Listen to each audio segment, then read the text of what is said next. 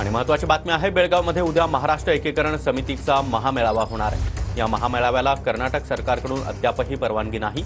महाराष्ट्र एकीकरण समिती महामेळावा घेण्यावर मात्र ठाम आहे।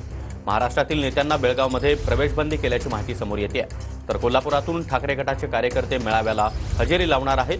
ठाकरे गटाच्या कार्यकर्त्यांना कर्नाटक पोलिसांकडून सीमेवर अडवलं जाण्याची शक्यता आहे। तर बेळगावमध्ये पुन्हा एकदा सीमावाद तापण्याची शक्यता व्यक्त केली जाते।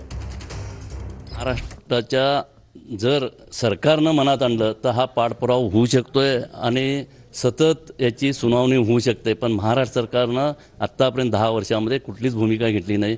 2023 साली फेब्रुवारीमध्ये एक तज्ज्ञ कमिटीची बैठक झाली।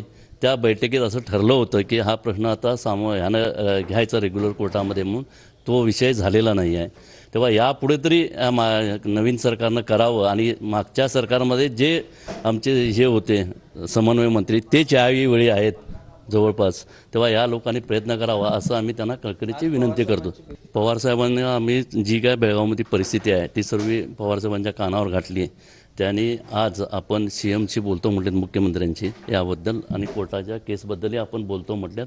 पण त्यांनी म्हटलं की महाराष्ट्रानं हे बंदी हुकूम जुगारून महाराष्ट्राच्या राज्यकर्त्यांनी त्या ठिकाणी गेलं पाहिजेत असं त्यांनी आपली भूमिका म्हटली।